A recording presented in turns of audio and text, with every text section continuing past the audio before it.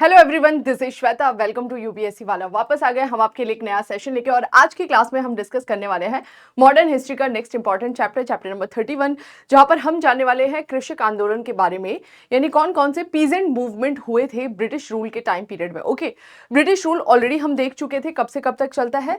तो east India company के through हमें दिखाई देता है 1765 से बोल सकते हैं 1858 तक। ओके, 1857 के विद्रोह तक। और डायरेक्ट क्राउन के नाम पर रूल चलता है 1858 से लेकर 1947 तक। तो इस समय पे कौन कौन से कृषक आंदोलन हुए थे वो हम जानेंगे। देखो, ये जो मूवमेंट है ये ऑलरेडी स्पेक्ट्रम के जो इनिशियल चैप्टर्स थे वहां पर हम डिस्कस कर चुके हैं, लेकिन वहां पे इंडिविजुअल ऐसा कृषक आंदोलन नाम से नहीं था। वहां पर यह था कि ब्रिटिश शासन के समय भारत में होने वाले विद्रोह, अब उस विद्रोह में किसान विद्रोह भी थे, उसमें आदिवासी विद्रोह भी थे, उसमें श्रमिक विद्रोह भी थे। तो उसमें सारे रिवोल्ट्स को हमने पढ़ा हुआ है। तो ये जो आज मैं आपको रिवोल्ट्स पढ़ाने वाली हूँ ऑलरेडी हो चुके हैं, लेकिन यहाँ पर इंडिविजुअल दिखाने की कोशिश की गई कि किस तरह के किसान आंदोलन कर रहे हैं और क्यों वो आंदोलन हो रहे हैं। तो कुछ जो दो चार इंपॉर्टेंट मूवमेंट है वो यहाँ पर हम देखेंगे, जानेंगे और आगे बढ़ेंगे। ठीक है, बाकी यहाँ पर आप देख सकते हैं, आप में से जो भी बच्चे इस बार 2024 यूपीएससी सिविल सर्विसेज एग्जामिनेशन में अपीयर हो रहे हैं, ऐसे एस्पिरेंट्स के लिए ये special full length mock test लाया गया है।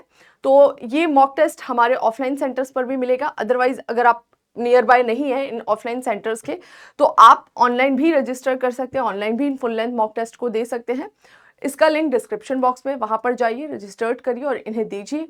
और मैं आप सभी को बोलूंगी कि अभी एग्जाम में बस 2 ही महीने बचे हैं, तो 2 महीने के हिसाब से आप एटलीस्ट कोशिश करिए कि 25 to 30 full length mock test जरूर लगाएं। जो फुल लेंथ मॉक टेस्ट लगाएंगे उसके बाद से उसको जरूर से उसका एनालिसिस करिए, जो बाद में देता है एक्सप्लेनेशन या सॉल्यूशन, उस पर जरूर काम करिए, वो आपको एग्जाम में काफी हेल्पफुल होगा। तो फुल लेंथ मॉक टेस्ट लगाना बिल्कुल मत भूलिएगा, जितना ज्यादा से ज्यादा हो सके। यहाँ पर हम भी करा रहे हैं, तो इन टेस्ट को एक बार आप ज्वाइन कर लीजिएगा। ठीक है, चलिए आगे बढ़ जाते हैं। हाँ, कुछ बच्चे, एक बच्चे का मैंने मैसेज देखा था, बोलते मैडम आप लिखवा के पढ़ाती नहीं हैं और बच्चे नहीं इसलिए आते हैं आपके। देखो, बात क्या है, मैं आपको बुक सीरीज कंप्लीट करा रही हूँ। ठीक है, अगर मुझे केवल ऐसे ही पढ़ाना हो हिस्ट्री का कोई चैप्टर, तो मैं फटाफट आपको पढ़ा सकती हूँ लिखवा के। लेकिन क्या है कि बुक सीरीज में मैं कोशिश करती हूँ कि जो वर्ड टू वर्ड है ना, वो काफ़ी कुछ किताब से मिलता जुलता रहे। ठीक है, तो इसलिए मैं चाहती हूँ कि जैसा किताब में दिया है कंटेंट, वैसा ही कंटेंट उसी तरह से पैराग्राफ्स में मैं आपको लाकर यहाँ पर दूँ, ताकि जब आप किताब को पढ़े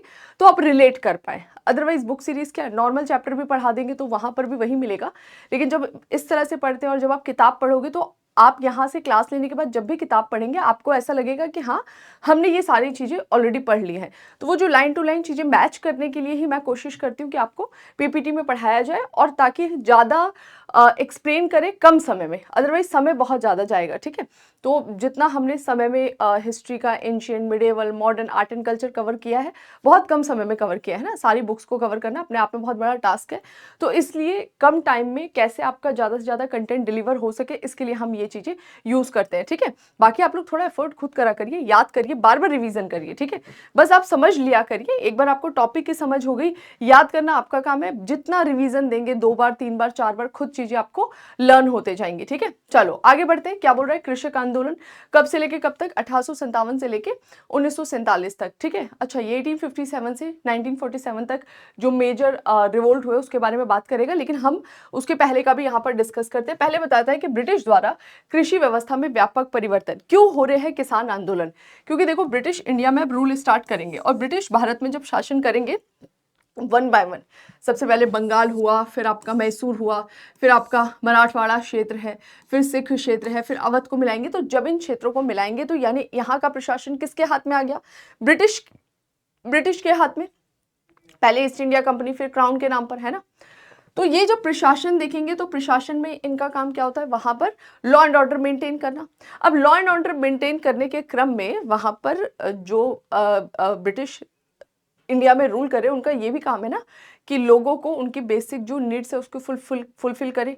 इंडियन इकोनॉमी जिस पर बेस्ड है, जैसे आज तो हमारी इकोनॉमी काफ़ी कुछ, जो इकोनॉमी का काफ़ी बड़ा हिस्सा है वो सर्विस सेक्टर से दिखाई देता है, लेकिन उस समय क्या था, एग्रीकल्चर में इन्वॉल्व थे ज़्यादातर लोग, 80 to 90% लोग। तो एग्रीकल्चर के लिए काम करे, इरीगेशन फैसिलिटी दे, फर्टिलाइजर्स दे, ये सारी चीज़ें प्रोवाइड कराई। लेकिन ऐसा कुछ नहीं कर रही थी ब्रिटिश ईस्ट इंडिया कंपनी या फिर बाद में क्राउन भी। तो इसकी वजह से और भी बहुत सारे रीजंस थे जिसकी वजह से जो कृषक थे ना, उन पे काफ़ी ज़्यादा दबाव पड़ रहा था। खेती जो है वो उस उच्च गुणवत्ता की नहीं हो पा रही थी जितना हो सकता था। ओके, तो ये सारे मिले-जुले इम्पैक्ट हुए इकोनॉमिकली। जब किसान पर बोझ पड़ेगा तो वो क्या करेंगे? विद्रोह करेंगे ना। आपके पास खाने का नहीं रहेगा, आपके पास कपड़े नहीं रहेंगे, आपकी स्थिति दयनीय हो जाएगी, भूखमरी, बीमारी, ये सारी चीज़ों से घिरे होगे तो आप क्या करोगे? चिल्लाओगे, परेशान होगे, विद्रोह करोगे। तो इस वजह से ये रिवोल्ट दिखाई देते हैं। ऐसा नहीं है कि ऐसा विद्रोह ब्रिटिश रूल के पहले नहीं हुआ था। जब भारत में राजा महाराजा रूल करते थे तब विद्रोह नहीं होते थे। हर वक्त इस तरह के विद्रोह दिखाई देते थे। लेकिन उस समय के राजा महाराजा डेडिकेटेड होते थे किसानों के प्रति, है ना। तो वो जहां एक तरफ उन पे कर राजस्व ज्यादा लगाते थे, वहीं दूसरी तरफ उसके बंदोबस्त करने की भी व्यवस्था करते थे, जैसे सिंचाई की व्यवस्था या ऋण देने की सुविधाएं। ब्रिटिश ने कर राजस्व तो आरोपित किया, लेकिन कोई और उनके बेनिफिट के लिए कुछ नहीं किया कि आगे कैसे किसानों की भलाई के लिए हम कुछ कर सकते हैं, कृषि की गुणवत्ता सुधार सकते हैं। इस वजह से यहाँ पर रिवोल्ट ज्यादा दिखाई दिए और बड़ा मास जुड़ता है यहाँ पर विद्रोह से। तो बस राइटर इसी के साथ शुरुआत करता है कि ब्रिटिश द्वारा कृषि व्यवस्था में व्यापक परिवर्तन से जो उन्होंने इंडियन एग्रीकल्चर सिस्टम में बहुत बड़े चेंजेस किए, जैसे कि पहले हम गेहूं चावल इस तरह के खाद्य फसलों को उपजाते थे। ब्रिटिश ने कोशिश किया वाणिज्यिक फसलों का उत्पादन, क्योंकि ब्रिटेन में बड़ी बड़ी इंडस्ट्रीज लगी है, औद्योगिक क्रांति आई है, उन उद्योगों को सस्ता कच्चा माल चाहिए। तो ब्रिटिश क्या करेंगे? जो भारत में ब्रिटिश अधिकारी है वो हमें फोर्स करेंगे कि देखो ब्रिटेन के उद्योगों के लिए तुम कच्चा माल तैयार करो। तो कच्चा माल क्या? कपास उपजवाएंगे, गन्ना उपजवाएंगे, नील की खेती करवाएंगे, जिसका बेनिफिट हमको मिलता, क्योंकि वाणिज्यिक फसल जो होती है इसका प्राइस बहुत ज्यादा होता है, लेकिन इसका फायदा भी हमको नहीं मिल पाता था। क्यों? क्योंकि ब्रिटिश अधिकारी पहले ही हमसे मोल भाव कर लेते थे, हमको एक छोटा सा ऋण देके पहले बॉन्ड कर लेते थे, समझौता कर लेते थे, और अगर 10 रुपए की चीजें तो 2 रुपए में ही यहाँ से जारी होती थी। तो इसका बेनिफिट भी किसको मिलता था? ब्रिटेन में बैठे हुए उद्योगपतियों को। तो जो ब्रिटिश ने भारतीय कृषि व्यवस्था में परिवर्तन किया, उस परिवर्तन के कारण भारतीय कृषि जगत में हलचल हुआ, दिन पे दिन निर्धनता आई, और जब निर्धनता आएगी, बेरोजगारी, भुखमरी आएगी, तो क्या करेंगे? लोग विद्रोह करेंगे। ओके, कारण क्या था? बोल रहा है उपनिवेशवादी आर्थिक नीतियां। भाई ब्रिटेन के हम उपनिवेश हैं, तो ब्रिटेन ज्यादा से ज्यादा हमसे लाभ कमाना चाहेगा, और इसी लाभ कमाने के क्रम में वो क्या कर देगा? हमारा शोषण कर देगा। तो रीजन तो सबसे बड़ा यही है कि हम उपनिवेश है, हमारी खुद की सरकार नहीं है, दूसरा देश हम पर रूल कर रहा है। दूसरा, हस्तशिल्प के पतन से कृषि पर अत्यधिक दबाव। आपको पता है ब्रिटेन में औद्योगिक क्रांति आई, भारत में जो छोटे कुटीर उद्योग थे या जो हमारे देश में हस्तशिल्प था, उन हस्तशिल्पों के द्वारा जो बनाए गए सामान होते थे उनकी विदेशों में बहुत डिमांड हुआ करती थी, है ना। महीन जो सूती वस्त्र होते थे उनकी बहुत मांग थी, मलमल के कपड़ों की मांग थी। तो भारतीय हस्तशिल्प उद्योग बहुत पनपे हुए थे।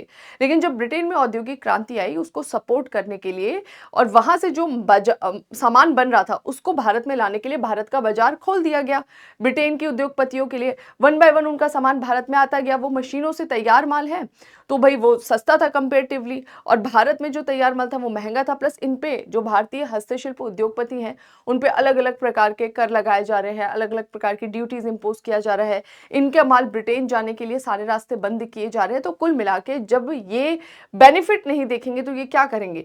जो हस्तशिल्पकार होंगे वो अपना काम छोड़ के गांव चले जाएंगे। कहां पर? अपने खेती व्यवस्था में। तो खेत में ऑलरेडी बोझ था पहले से ही, उसी तरफ और ये लोग चले जाएंगे तो और बोझ बढ़ जाएगा खेती पे। तो बोल रहा है और क्यों खेती खराब हुई? क्योंकि हस्तशिल्प का पतन हो गया। जो लोग कुछ हस्तशिल्प से पैसा कमा रहे थे वो भी अब किस पे डिपेंडेंट हो जाएंगे? खेती पर ही डिपेंडेंट हो जाएंगे। नई भू राजस्व नीति आप देख रहे थे, ब्रिटिश लगातार अलग अलग प्रकार की लैंड रेवेन्यू पॉलिसीज लेकर आ रहे थे, जैसे स्थायी बंदोबस्त हो गया, महालवाड़ी हो गया, रैयतवाड़ी हो गया, और इसमें कुल मिला के ब्रिटिश ने एक्सप्लॉइट ही किया है। स्पेशली अगर मैं बात करूं परमानेंट सेटलमेंट या फिर स्थायी बंदोबस्त की, इसमें तो बहुत बुरी तरह से हमारा शोषण किया गया है। उपनिवेशवादी प्रशासनिक और न्यायिक व्यवस्था, जो भी एडमिनिस्ट्रेशन हो रहा था इंडिया में, जो भी जुडिशियल स्ट्रक्चर था, वो किसके फेवर में था? ब्रिटिश के फेवर में था। तो यहाँ पर जब किसानों का शोषण होता था तो उस शोषण के क्रम में ये जो प्रशासन था और ये जो न्यायिक व्यवस्था थी, ये और ज्यादा उसके इम्पैक्ट को बढ़ा देती थी और ये लोग एक्सप्लॉइट करने लग जाते थे। ठीक है, ऊंची लगान दर, बहुत ऊंची लगान दर। भाई आपका जो उपज है उसका 50% तक लिया जा रहा था। केवल आपने जो उपजाया 10 किलो अगर गेहूं हो रहा है तो 5 किलो आप दे दोगे। अब उस 5 किलो में आपको अपना इनपुट भी निकालना है, जो आपने लागत लगाई है वो भी निकालना है, और नई फसल उपजाने के लिए नया लागत भी लगाना है, और उसी में से अपना आगे का खर्चा चलाना है। तीज त्योहार शादी विवाह सब देखना है। सोचिए कितना टफ हो जाएगा, है ना। आपकी सैलरी है और आधी सैलरी सरकार आपसे लेने, पगला नहीं जाएगा आदमी। बस ऐसा ही था। अवैध कर, अलग अलग प्रकार के इलीगल टैक्सेस इंपोज किए जा रहे थे। भेदभावपूर्ण बेदखली कि भाई तुमने इस तरह से यहाँ पर काम किया है तो उसको बेदखल कर दिया जाता था भूमि से। भूमि तो ऐसा हो गया था, खेल हो गया था, जब मन करे किसानों को वहां से हटा दिया जाए। जो किसान एक्चुअल उस जमीन के मालिक थे उनको उस जमीन पर बटाईदार बनाकर रख दिया था इन्होंने।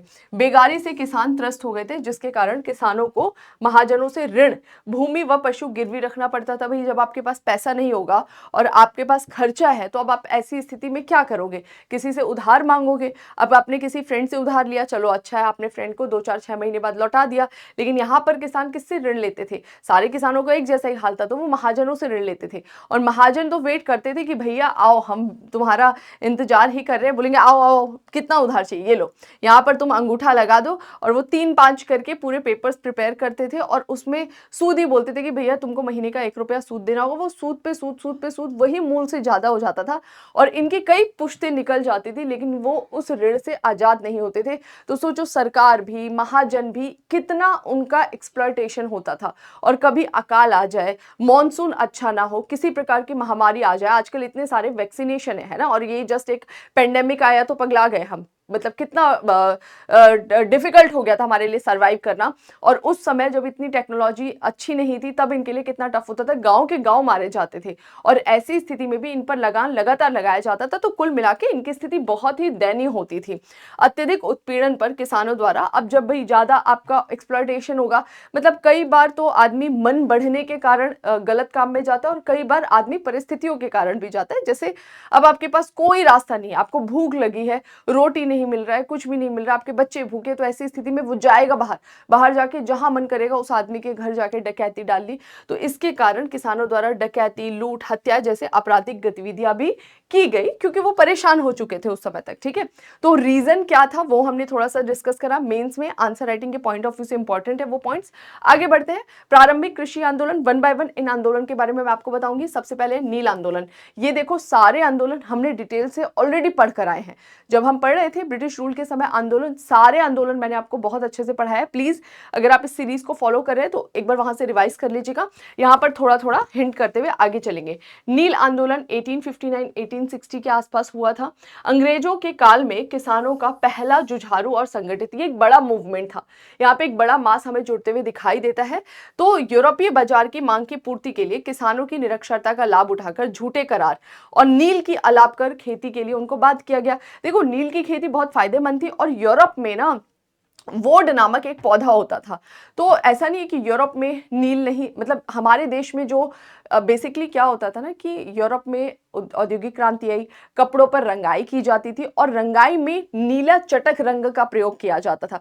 वो जो नीला रंग था वो यूरोप में भी मिलता था वोड नामक पौधे से, लेकिन वो जो नीला रंग वोड पौधे से मिलता था वो बहुत ही उदासीन टाइप का होता था, फेड टाइप का लगता था। और भारत में जो नील के पौधे से नील निकलता था वो बहुत चमकदार होता था। तो इस वजह से भारतीय नील के पौधे से निकले हुए नील की डिमांड यूरोपियन मार्केट में बहुत ज्यादा थी। उद्योगपतियों को भारतीय नील बहुत पसंद आता था नीले रंग के लिए, और वहां पर वो कर नहीं सकते थे क्योंकि नील का पौधा उष्ण कटिबंधीय क्लाइमेट में ही हो सकता है, और वोड का पौधा जो है वो शीतोष्ण।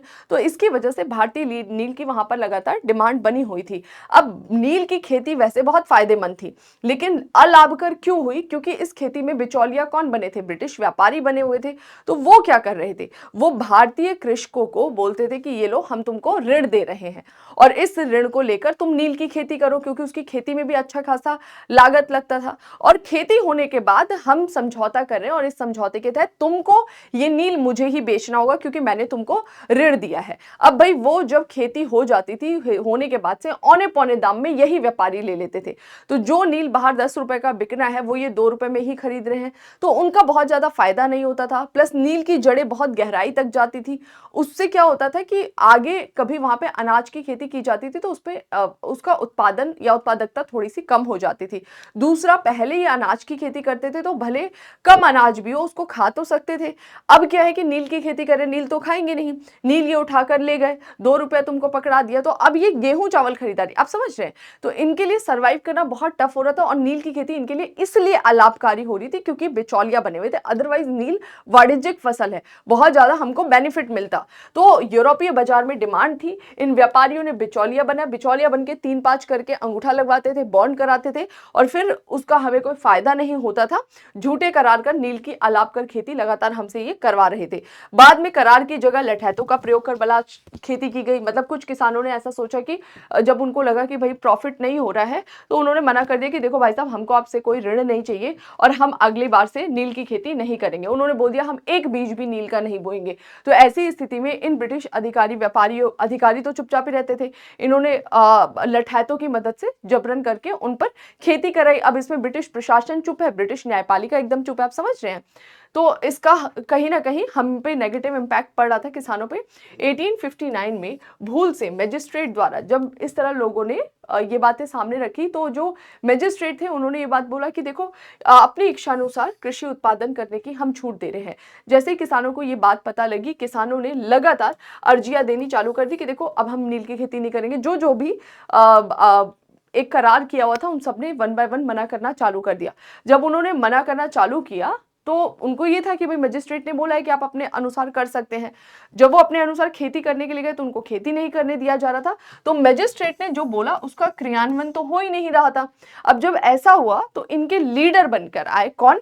दिगंबर विश्वास और विष्णु विश्वास। इनका नाम याद रखना, ये इंपॉर्टेंट है। ये दोनों इनको लीड करेंगे कि अगर सरकार ने बोला है, मजिस्ट्रेट ने बोला है और फिर भी इसका अमल नहीं हो रहा है तो हमको ये बात सामने लानी चाहिए। इनके नेतृत्व में नदिया जिले के गोविंदपुर गांव के किसानों ने विद्रोह प्रारंभ किया। कहां पर? बंगाल में। तो वहां पर ये विद्रोह अब चालू हुआ। कहां से जनरेट हुआ, क्यों हुआ, क्या भूमिका बनी, समझ में आ गया। नील उत्पादकों ने सामाजिक बहिष्कार किया। साथ ही बंगाल के बुद्धिजीवियों ने इस आंदोलन में महत्वपूर्ण भूमिका निभाई। जो वहां के स्कॉलर्स थे, जैसे जैसे उन्हें ये पता लग रही थी बातें, वो भी अपनी पत्र पत्रिकाओं में इसके बारे में छाप रहे थे। हरीश चंद्र मुखर्जी ने, हिंदू पैट्रियाट और दीन बंधु ने नील दर्पण में किसानों की दयनीय स्थिति दिखाई कि देखो इसकी खेती करने वाले किसानों की कितनी ज्यादा दरिद्रता वाली स्थिति में पहुंच चुके हैं। तो ये थोड़ा सा फैक्चुअल टाइप का डेटा है, ये ध्यान रखना है, स्टेट पीसीएस में भी कोई पूछ लेता है।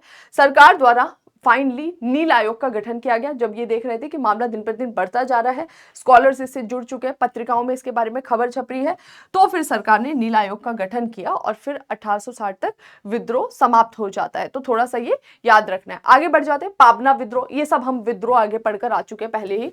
1873-76 एक एवरेज टाइम पीरियड याद रखना है। क्यों? क्योंकि कई बार ना एग्जाम में क्रोनोलॉजी पूछ लेता है ना, कौन सा विद्रोह पहले हुआ या बाद हुआ, या 1857 के बाद हुए कौन से विद्रोह। तो ये थोड़ा सा आपको आइडिया होना चाहिए, हल्का सा, एग्जैक्ट भी ना याद हो चलेगा, ठीक है।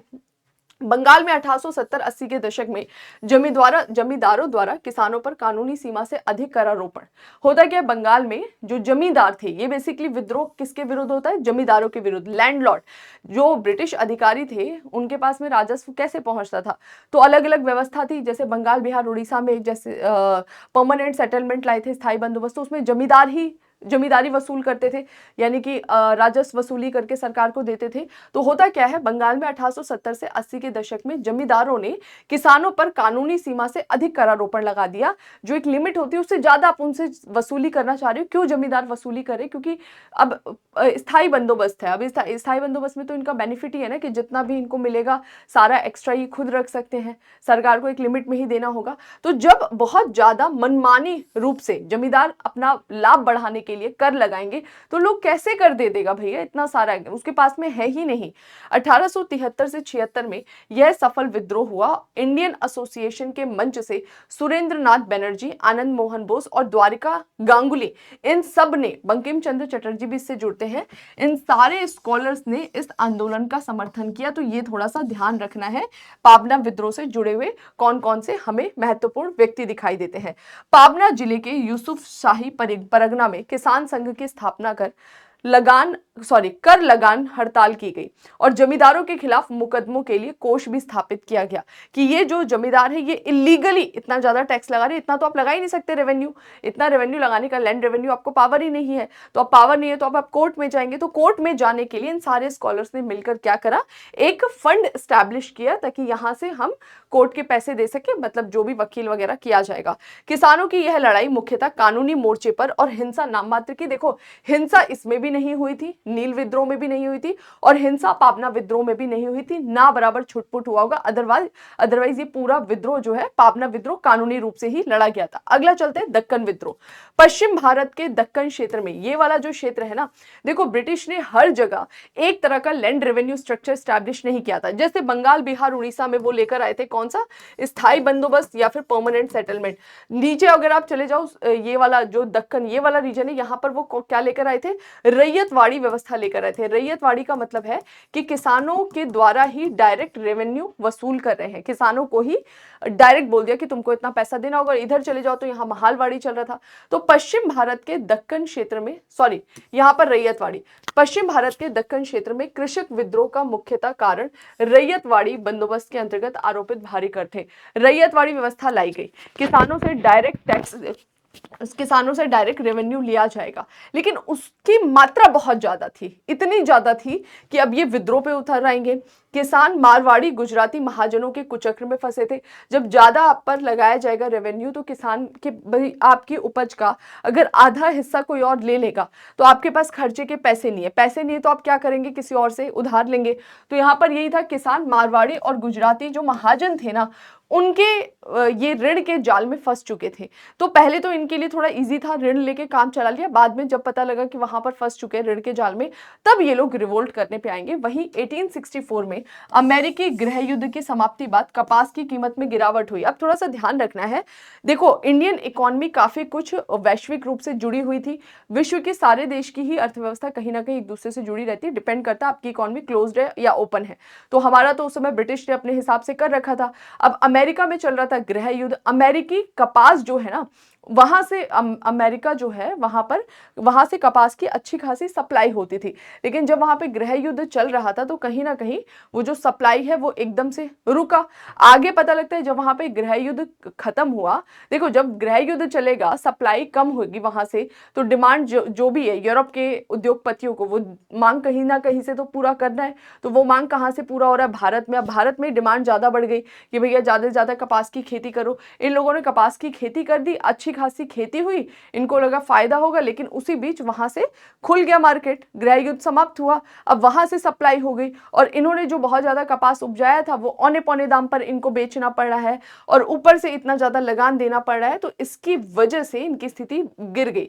1867 में सरकार द्वारा भू राजस्व दर में 50% की वृद्धि के निर्णय से असंतोष, और फिर आगे चल के कुछ ही समय बाद सरकार ने यह बोला कि जो लैंड रेवेन्यू है वो हम 50% इंक्रीज कर रहे हैं। तो उनकी पहले ही स्थिति दयनीय है। क्यों?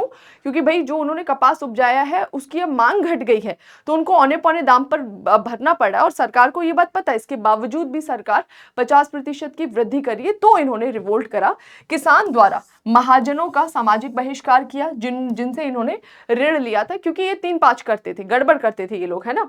तो पहले इनका सामाजिक बहिष्कार करा। सामाजिक बहिष्कार का मतलब होता है हुक्का पानी बंद कर देना। महाजन के घर कोई नहीं जाएगा उनके धोबी कपड़ा धोने के लिए, कोई नाई नहीं जाएगा उनके बाल काटने के लिए, आप समझ रहे। तो इस तरह से इनका सामाजिक बहिष्कार किया और उनके घर व व्यापारिक प्रतिष्ठानों पर हमले तक प्रारंभ किए। और हमले करके जो ये बोलते थे ना कि हमारा तुम्हारे साथ में एक बंधन है, एग्रीमेंट है, उन पेपर्स को निकाल के उनसे लूट के जला दिए गए। बोले अब बताओ कौन सा पेपर, कौन सा बंधन। सरकार द्वारा इसमें दमनात्मक कार्यवाही की गई। 1867 में दक्कन कृषक राहत अधिनियम लाया गया, जिसके बाद से यह आंदोलन समाप्त हो जाता है। ठीक है, तो ये थोड़ा सा ऐसा आंदोलन था जहां पर हिंसक दिख रहे हैं ना कि पेपर निकाल रहे हैं, जला रहे हैं, तो हल्का सा हिंसात्मक तत्व यहां पर हमें दिखाई देते हैं। तो ये तीनों इंपॉर्टेंट रिवोल्ट है, आपको याद रखना है। आगे बढ़ते हैं। 20वीं शताब्दी के कृषक आंदोलन। 1857 के बाद किस तरह के हमें आंदोलन दिखाई देते हैं, तो एक है बहुत फेमस किसान सभा आंदोलन। ये थोड़ा सा सही इसका रूप था। 1857 के विद्रोह के बाद अवध के जमींदारों को भूमि वापस कर दी गई। 1857 का रिवोल्ट हुआ, फिर ये जो अवध के जमींदार थे उनको उनकी भूमि तो दे दी गई थी। विद्रोह के बाद लगा था वही महारानी को कि भारत में ज्यादा गड़बड़ ना हो, इसकी वजह से जो जमीनें उन्होंने कब्जा की थी कुछ कुछ जमींदारों की, क्योंकि विद्रोह किया था उसमें भारतीय जमींदार भी ब्रिटिश के खिलाफ थे ना, तो जो जमीनें कब्जा ली गई थी उन विद्रोह में जमींदारों से, वो उनको वापस कर दी विद्रोह शांत होने के बाद, कि चलो जमींदारों ने कहीं कहीं पे हमें सपोर्ट किया है तो इनको हम अपने पक्ष में रखते हैं। अपने पक्ष में रखने के लिए उन जमींदारों की जमीनें ब्रिटिश सरकार ने वापस कर दी कि ये हमारा एक साथ देने के लिए आगे काम आएंगे। लेकिन प्रथम विश्व युद्ध के बाद आपको पता है 1914 में फर्स्ट वर्ल्ड वॉर स्टार्ट हुआ। 1918 के बाद जो भारत में अचानक से सामानों के दाम बहुत तेजी से बढ़े। आपको पता है कि भारतीय जो खाद्य पदार्थ थे या भारत में जो वस्तुएं थी उनकी सप्लाई कहाँ हो रही है, ब्रिटेन में हो रही है। और ब्रिटेन में जितना भी खर्चा हो रहा है सैन्य खर्चा, उसकी पूर्ति के लिए दिन पे दिन भारत में कर और लगान बढ़ाया जा रहा है। तो भारत में जो सामान था उसकी सप्लाई एक तो कम हुई, डिमांड तो भारत में है ही है, तो एकदम से महंगाई बढ़ जाएगी। तो जो सामान के दाम में अत्यधिक वृद्धि हुई, इससे किसानों की दशा बहुत ही ज्यादा दयनीय हो गई। ठीक है, होम रूल की गतिविधि आपको इसी समय पता है कि कांग्रेस में इंटरनली क्या चलता है। तिलक जो है और एनी बेसेंट है, उनके प्रयासों से होम रूल लीग का गठन होता है। उन्होंने ब्रिटिश सरकार पे थोड़ा बहुत ऑफिशियली दबाव बनाने की कोशिश की थी। तो होम रूल लीग की गतिविधि के कारण 1918 में गौरी शंकर मिश्र और इंद्र नारायण द्वारा किसान सभा का गठन किया गया। तो ये दोनों नाम आपको याद रखने हैं। और ये किसान सभा आंदोलन किस समय की है, फर्स्ट वर्ल्ड वॉर के बाद की जो स्थिति ये उत्पन्न हुई थी, इससे परेशान होकर इसका गठन किया गया था। इन्होंने 1920 में नेहरू जी को इनवाइट किया कि आप आइए और आकर हमारे इन क्षेत्रों के गांव का दौरा करिए। ये बेसिकली किससे संबंधित है, अवध वाले क्षेत्र से संबंधित है, तथा अवध किसान सभा का वहां पर गठन किया गया। जनवरी 1921 में आंदोलन का रूप थोड़ा सा हिंसक हुआ, लेकिन सरकारी दमन से आंदोलन को कमजोर कर दिया गया। ठीक है, तो ये ध्यान रखना आपको। आगे बढ़ जाते हैं। नेक्स्ट क्या बोल रहा है, एका आंदोलन। एका आंदोलन कहां हुआ था, तो उत्तर प्रदेश का जो उत्तरी जिला वाला हिस्सा है, बोल रहे कि यहां पर हमें ये एका आंदोलन दिखाई देता है। 1921 इसका टाइम पीरियड था। देखो ये सब 20वीं शताब्दी, कौन सा हो गया, ओके 20वीं शताब्दी में जो हमें दिखाई दे रहे हैं, 19th वाला 20वीं शताब्दी मतलब 1901 के बाद वाला है ना। तो एका आंदोलन कहाँ हो रहा है, उत्तर प्रदेश का उत्तरी जिला। यहाँ पर कुछ किसान आपस में संगठित हुए। यहाँ पर रीजन क्या था आंदोलन होने का, लगान की ऊंची दरें, 50% से अधिक जो है वो लगान इम्पोज किया जा रहा था। तो लोगों के लिए वो मैनेज करना बहुत टफ हो रहा था किसानों के लिए। राजस्व वसूली, बेगार की प्रथा। बेगार प्रथा क्या होता है, बिना पैसों के तुमसे काम कराना, बेगारी लेना, वो भी यहाँ पर चल रहा था। तो उच्च लगान दर, बेगारी से परेशान होकर किसानों ने क्या करा, आपस में संगठन बनाया और संगठन बना के विद्रोह किया। विद्रोह कैसे कर रहे थे, तो ये लोग इकट्ठे होकर शपथ ले रहे थे, धार्मिक प्रतीकों का प्रयोग कर रहे थे। नेतृत्व किसने किया था इस आंदोलन में, नेतृत्वकर्ता निचले तबके के जो लोग थे उन्होंने ही नेतृत्व किया था। 1922 में सरकार द्वारा इस आंदोलन का दमन कर दिया गया और आंदोलन खत्म हो गया। मोपला विद्रोह बहुत इंपॉर्टेंट है, ये थोड़ा सा धर्म से जुड़ा हुआ विद्रोह है। देखो मोपला विद्रोह ना, थोड़ा सा मैं अभी आपको समझाऊंगी, इसमें एक जोतदार टर्म यूज होता है, वो थोड़ा सा आपको ध्यान रखना है। ठीक है, अभी मैं आपको बताती हूँ। ये लोकेशन कहाँ था मोपला विद्रोह, केरल का मालाबार कोस्ट। ये वाला जो कोस्ट होता है इंडिया का, उसको क्या बोलते हैं, मालाबार। इधर क्या है आपका, कोरोमंडल कोस्ट। तो केरल के मालाबार तट पर 1921 में अवध से प्रेरित होकर मोपला किसान के द्वारा विद्रोह किया गया। तो अभी आपने देखा किसान सभा जो अवध में गठित की गई है, उससे ही कहीं ना कहीं ये लोग भी प्रभावित हुए। और देखो टाइम पीरियड भी सेम है, ये विद्रोह हुआ। ये मुस्लिम किसान थे बेसिकली। अब होता क्या है कि यहाँ पर ये जो किसान थे जो डायरेक्ट खेती करते थे, वो कौन थे, मुसलमान थे, जहां मुख्यतः हिंदू जमींदार थे। और इन किसानों से जो राजस्व वसूली करके सरकार को देते थे, वो जमींदार कौन थे, वो हिंदू जमींदार थे। अब आप समझ गए। तो जब किसानों को परेशानी होती किससे, राजस्व वसूली से, ज्यादा राजस्व वसूली से। और राजस्व कौन वसूल रहे, हिंदू वसूल रहे, यहाँ पे हिंदू जमींदार थे। तो कहीं ना कहीं ये एक ऐसा विद्रोह था, कृषक विद्रोह, जिसमें धार्मिक या फिर सांप्रदायिक तत्व हमें दिखाई दिए। तो ये मुस्लिम किसान थे जहां मुख्यतः हिंदू जमींदार थे और जमींदारों के उच्च लगान दर के कारण विद्रोह हुआ। खिलाफत आंदोलन को समर्थन तथा गांधी, शौकत अली और मौलाना आजाद द्वारा क्षेत्रों का दौरा किया गया। अब क्या था, ये लोगों ने खिलाफत आंदोलन को सपोर्ट किया था। तो जब इन्होंने खिलाफत आंदोलन को सपोर्ट किया था तो कहीं ना कहीं ये जो उस समय खिलाफत आंदोलन या फिर नॉन कॉपरेशन मूवमेंट, असहयोग आंदोलन से जुड़े हुए लीडर थे, वो भी इनके क्षेत्र में पहुंचते हैं। तो गांधी जी, शौकत अली, मौलाना आजाद जब ये उस क्षेत्र में पहुंचते हैं तो कहीं ना कहीं इनकी एनर्जी और बढ़ जाएगी, है ना। फरवरी 1921 में निषेधाज्ञा कानून लागू हुआ। प्रमुख नेताओं की गिरफ्तारी कर ली गई। जब प्रमुख नेताओं की गिरफ्तारी कर ली गई तो आंदोलन थोड़ा सा और हिंसात्मक हो जाएगा। अगस्त 1921 में नेता मुदलियार की मस्जिद में सेना द्वारा गिरफ्तारी, यानी मस्जिद में सेना घुस जा रही है, अब धार्मिक जगह है वहां पर सेना घुस जा रही है और सेना घुस कर उसकी गिरफ्तारी कर रही है, तो कहीं ना कहीं और ज्यादा अब हिंसात्मक तत्व आ जाएंगे। सरकार द्वारा लगातार हिंदुओं का समर्थन किया जाता है क्योंकि जमींदार थे ना वो, तो सरकार को हिंदू मुस्लिम से मतलब नहीं, सरकार जमींदारों का सपोर्ट कर रही थी। तो इसकी वजह से विद्रोह का स्वरूप क्या हो जाएगा, हिंदू विरोधी हो जाएगा तथा दिसंबर तक आंदोलन फाइनली खत्म हो जाएगा। तो यहां पर हमें धार्मिक तत्व दिखाई देते। उसका रीजन क्या था कि जमींदार हिंदू थे और जो कृषक थे वो यहाँ पे मुसलमान थे और सरकार ने सपोर्ट किया जमींदारों को, तो वहां पे सांप्रदायिक तत्व दिखाई देने लगते हैं। बारदोली सत्याग्रह बहुत इंपॉर्टेंट है, यहीं से वल्लभ भाई पटेल जी को सरदार का टाइटल मिला था। बारदोली सारे ये सत्याग्रह कैसे, कृषक आंदोलन। एग्जाम में ये भी पूछ सकता है, आपको लिस्ट दे सकता है कि बताइए इनमें से कौन सा कृषक आंदोलन, तो आपको पता होना चाहिए कौन सा कृषक आंदोलन है, कौन सा सेना विद्रोह है, कौन सा श्रमिक आंदोलन है ना, कौन सा आदिवासी विद्रोह है, ये पता होना चाहिए। तो बारदोली क्या था, ये भी किसान आंदोलन था। गुजरात के सूरत जिले के बारदोली तालुके में जनवरी 1926 में स्थानीय प्रशासन ने डिसाइड किया कि 30% भू राजस्व में वृद्धि की जाएगी। अब जब बोल दिया कि इतना वृद्धि किया जाएगा तो लोग परेशान हो गए थे। सरदार पटेल को इन्वाइट किया हुआ, सरदार पटेल के नेतृत्व में बढ़ी दर देने से इनकार करने की बात की गई और इसी क्रम में बारदोली सत्याग्रह की शुरुआत कर दी गई कि भाई हम ये जो आप बोल रहे हैं ना कि 30% ज्यादा, ये हम नहीं देंगे। इसमें सरदार पटेल ने पहली बार महिलाओं को बोला कि आप बढ़ चढ़ के हिस्सा लीजिए, क्योंकि महिला भी तो एक आधा हिस्सा ही हो गई ना भाई। अगर महिलाओं को किसी चीज से आप हटा देंगे तो एकदम संख्या आधी दिखाई देगी। तो यहाँ पर महिलाओं की बहुत बड़ी भागीदारी सुनिश्चित हुई। फरवरी 1926 में महिलाओं ने पटेल की उपाधि से, जो सरदार वल्लभ भाई पटेल जो थे उन्हें सरदार की उपाधि से विभूषित किया। अगस्त 1928 को गांधी जी भी बारदोली पहुंचते हैं तथा सरकार द्वारा बारदोली जो है एक कमीशन का गठन किया गया कि भाई आप इस मामले को देखिए और बताइए क्या रेवेन्यू हमें बढ़ाना चाहिए या 30% ही बढ़ाना चाहिए या नहीं बढ़ाना चाहिए। और इसी क्रम में बढ़ी राजस्व दर को 6% के आसपास ला दिया गया। समझ में आ गया, क्लियर हो गया। तो ये थोड़ा सा ध्यान रखना है, बारदोली रिवोल्ट क्यों हुआ था, क्योंकि लगान दर जो है उसमें वृद्धि कर दी गई थी 30% के आसपास। नेक्स्ट है अखिल भारतीय किसान सभा का गठन।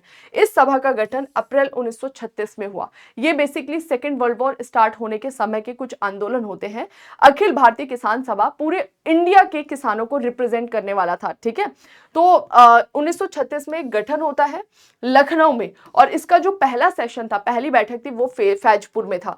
अब इसके अध्यक्ष कौन थे, स्वामी सहजानंद, और इसके सचिव कौन हुए, एनजी रंगा। ये थोड़ा फैक्चुअल टाइप का डेटा है, ये थोड़ा सा ध्यान रखना है कि अखिल भारतीय किसान सभा का गठन कब हुआ, पहली बैठक कहाँ हुई, कहाँ इसका गठन हुआ, अध्यक्ष और सचिव कौन थे। और ये पूरे देश के जितने भी ऑल इंडिया फार्मर्स के लिए है ना ये बेसिकली, तो उनके लिए एक फेडरेशन के रूप में काम कर रहे हैं, तो पूरे देश के किसानों को रिप्रेजेंट करेगा। अब द्वितीय विश्व युद्ध की समाप्ति पे 1939 में सेकेंड वर्ल्ड वॉर स्टार्ट हुआ और उसके बाद से 1945 में सेकेंड वर्ल्ड वॉर खत्म होता है। इस समय भी लगातार देश में कृषक आंदोलन हो रहे थे। उसमें एक बहुत फेमस मूवमेंट दिखाई देता है जिसको आप बोलते हैं तेभागा आंदोलन। तेभागा आंदोलन का मतलब क्या होता है, देखो होता क्या है कि बंगाल में एक कमीशन बना था लगान आयोग। उस लगान आयोग ने सिफारिश की थी कि देखिए, लगान आयोग ने बोला था कि ये जो किसान है ना, जो किसान करने वाले लोग हैं, खेती करते हैं जो डायरेक्ट, वो खेती करने वाले लोग अपनी उपज का 1/3 हिस्सा ही अब किसको देंगे, जोतदारों को देंगे। देखो थोड़ा सा समझिएगा, एक है जोतदार, ठीक है, और एक है जमींदार और एक है डायरेक्ट किसान। इन तीनों में यहां पर थोड़ा सा अंतर समझिएगा। किसान जो डायरेक्ट खेती कर रहा है, जमींदार वो जो राजस्व वसूल रहा है, और जोतदार जो बीच में बैठा हुआ है, ठीक है। जोतदार ऐसे बड़े किसान होते थे जिनकी बहुत बड़ी जमीन होती थी। अब इनको जमींदारों को देना है राजस्व, लेकिन ये बड़े जमीन के जोतदार होते थे, इस वजह से डायरेक्ट खेती नहीं करते थे, ये छोटे किसानों से खेती करवाते थे।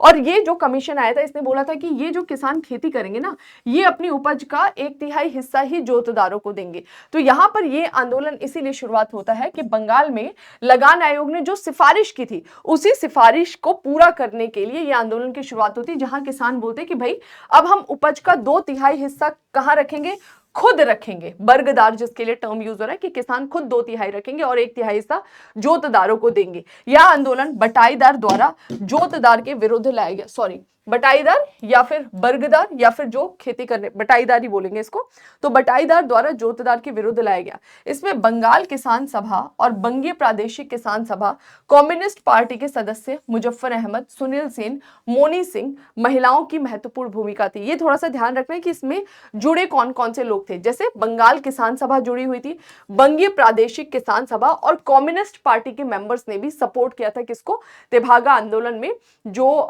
बटाईदार थे उन्हें सपोर्ट किया था। बटाईदार थोड़ा सा ध्यान रखना है। 1949 में बटाईदार अधिनियम बनने पर यह आंदोलन समाप्त हो जाएगा। ठीक है, आगे बढ़ते तेलंगाना आंदोलन लास्ट इंपॉर्टेंट मूवमेंट है जो आपको ध्यान रखना है। आधुनिक भारतीय इतिहास का सबसे बड़ा कृषक गुरिल्ला युद्ध, यानी कि ऐसा किसान आंदोलन था जिसमें गुरिल्ला पद्धति से आंदोलन में एक तरह से बोल सकते हैं युद्ध करने की कोशिश की गई थी। गुरिल्ला पद्धति छापामार पद्धति होती है बेसिकली। इस विद्रोह का कारण था देशमुख, पटेल, पटवारी ने मिलकर, जिन्हें निजाम सरकार का संरक्षण प्राप्त था इस वाले क्षेत्र में। निजाम एक्टिव थे, निजाम जो होते थे वो प्रमुख होते थे। निजामों ने किसको संरक्षण दे रखा था, देशमुख, पटेल, पटवारियों को। तो निजाम सरकार का संरक्षण प्राप्त था। इन्होंने जितनी भी उपजाऊ भूमि थी उन पर कब्जा कर लिया था। किसान और खेतीहर मजदूर का भरपूर शोषण किया। तो ये लोग जो है ना, ये सरकार का सपोर्ट पाके महत्वपूर्ण भूमियों पर कब्जा कर रहे हैं। इसकी शुरुआत कब होती है, जुलाई 1946 में देशमुख की उग्रवादियों द्वारा हत्या से हुई। यानी जो देशमुख थे और देशमुख की उग्रवादी, मतलब जो ये लोग थे ना, इनकी अब हत्या करेंगे कौन करेंगे, जो वहां के आम कृषक लोग हैं जिनसे उनकी जमीनें छीनी जा रही हैं। किसानों ने संगठित होकर देशमुखों पर आक्रमण किया, जिसमें कम्युनिस्ट नेतृत्व वाले गुरिल्ला छापामारों ने आंध्र महासभा के सहयोग से तेलंगाना में अच्छी पैठ बना ली। यानी कि इसमें बहुत ज्यादा हिंसात्मक तत्व दिखाई देते हैं, हत्या की जाती है ऐसे देशमुखों की, ऐसे पटेल या पटवारियों की जिन्होंने इनकी उपजाऊ जमीन पर कब्जा कर लिया था। और इसमें कम्युनिस्ट पार्टी ने भी पूरी तरह से सपोर्ट किया था। सितंबर 1948 के मध्य आंदोलन अपने चरमोत्कर्ष पर पहुंच चुका था। लेकिन ये कौन सा टाइम पीरियड है, 1948 वाला टाइम पीरियड। थोड़ा सा ध्यान रखिएगा, जब इंडिया को इंडिपेंडेंस मिला था उस समय भारत में बहुत सारी रियासतें थी। अगर मैं इंडिविजुअल इंडिया की बात करूं तो अकेले भारत में 552 रियासतें थी। इन रियासतों को सरदार वल्लभ भाई पटेल ने आपस में बातचीत करके मिला लिया था। लेकिन 3 ऐसी रियासतें थी जिन्होंने इंडिपेंडेंट रहने का फैसला किया था। JNK हो गया, जूनागढ़ हो गया और हैदराबाद हो गया। तो यहां पर ये जिस टाइम का जिक्र करा ना 1948, तो बेसिकली हैदराबाद के निजाम ने इंडिपेंडेंट रहने का फैसला किया। तो तब तक तो ये चल रहा था। लेकिन जैसे ही हैदराबाद को ऑपरेशन पोलो या पुलिस कार्यवाही के तहत भारत का पूरी तरह एक हिस्सा बना लिया गया, उसके बाद से ये आंदोलन एकदम से समाप्त हो जाता है। क्योंकि फिर तो यहाँ पे सारी चीजें लॉ एंड ऑर्डर हमारे हिसाब से चलेगा ना, जो हमारे फ्रीडम फाइटर्स थे। अब बोल रहा है किसान आंदोलन की उपलब्धियां, ये आंदोलन के पॉजिटिव पॉइंट्स क्यों थे। सबसे पहले आपने पढ़ा स्टार्ट क्यों हुआ, हमने मूवमेंट पढ़ा, लास्ट में कंक्लूड करेंगे कि क्या इसके सिग्निफिकेंस थे, क्या इसकी उपलब्धियां थी। कृषि संबंधी सुधारों के लिए अनुकूल वातावरण निर्मित, क्योंकि ये आंदोलन हुए थे इस वजह से जो हमारा कॉन्स्टिट्यूशन बनेगा, जो हमारे फ्रीडम फाइटर्स थे उन सबको पता था कि आगे हमें क्या सुधार करना है। उस सुधार के लिए ऑलरेडी वो प्रिपेयर्ड थे, उसके लिए अनुकूल परिस्थितियां बनी। जमींदार प्रथा का उन्मूलन, देखिए हमारा संविधान लागू होता है 26 जनवरी 1950, उसके तुरंत बाद ये जो जमींदारी प्रथा थी है ना, इसको खत्म करने के लिए कानून लाया गया। उस कानून के आगे हमारे कुछ फंडामेंटल राइट्स आड़े आ रहे थे, जैसे कि हमारा आर्टिकल 31 जो राइट टू प्रॉपर्टी की बात कर रहा है। तो हमारी गवर्नमेंट ने फर्स्ट कॉन्स्टिट्यूशनल अमेंडमेंट तक कर डाला था 1951 में, और उस अमेंडमेंट के थ्रू उसने क्या बोला कि जमींदारी प्रथा का उन्मूलन किया जाएगा, है ना। एक भूमि नियंत्रित सीमा में ही हदबंदी कानून लाया गया, नियंत्रित सीमा में ही लोगों के पास रहेगी। हालांकि उसके बहुत सारे लूप होल्स भी थे, वो हम नहीं पढ़ना है, अभी हमारे काम का नहीं है। तो जमींदारी प्रथा का उन्मूलन, आजादी के बाद इसके बेनिफिट्स मिल रहे हैं, किसानों को अधिकारों पर जागरूकता आई, तो जिसकी वजह से आगे भी आज भी आप देखते हैं बहुत सारे इस तरह के मूवमेंट होते हैं। जब कभी जरूरत पड़ती है तो किसानों के लगान माफ भी किए जाते हैं, है ना। कई वर्षों तक उनके ऋण चलते तो सरकार उसको माफ कर देती है। कृषि व्यवस्था में परिवर्तन किया गया कि किस तरह से हमें एग्रीकल्चर को प्रॉफिटेबल बनाना है। बहुत सारे डैम्स बनाए गए आजादी के तुरंत बाद, जब ये हमारा कॉन्स्टिट्यूशन लागू हो रहा है। और इरिगेशन फैसिलिटी डेवलप करने के लिए कैनाल्स बनाए गए, नहरों का निर्माण कराया गया। आप सभी को पता है 1960s में ग्रीन रिवॉल्यूशन के 2 फेज लाए गए। ग्रीन रिवॉल्यूशन का phase first, phase second, economics का 11th क्लास का एनसीईआरटी पढ़ो, उसमें बहुत डिटेल से बता रखा है। तो जो हरित क्रांति लाई गई वो क्या था, इसी के लिए था ना कि सस्ता अच्छी क्वालिटी का उनको बीज उपलब्ध कराना, हाइब्रिड बीज, सस्ती सिंचाई सुविधा उपलब्ध कराना, सस्ता उर्वरक उपलब्ध कराना, सब्सिडी वगैरह देके। हालांकि काफी ज्यादा उसका मिसयूज भी किया गया, लेकिन फिर भी वो एक ऐसा समय था जिसकी वजह से हमारी प्रोडक्टिविटी एकदम से बढ़ी। वो इंडिपेंडेंट इंडिया जो दूसरे देश से खाद्य पदार्थ आयात करता था, एकदम से ग्रीन रिवॉल्यूशन की वजह से हम खाद्य पदार्थ के निर्यातक बन गए, यानी इतना सरप्लस में प्रोडक्शन होता है फूड ग्रेन्स का। ठीक है, तो बस ये सारे बेनिफिट्स मिलते हैं इन कृषक आंदोलन के, स्पेशली आजादी के बाद। तो ये था हमारा आज का सेशन। आई होप आपको सेशन इन्फॉर्मेटिव लगा होगा। मिलते हैं नए सेशन में कुछ इन्फॉर्मेशन के साथ। Thank you.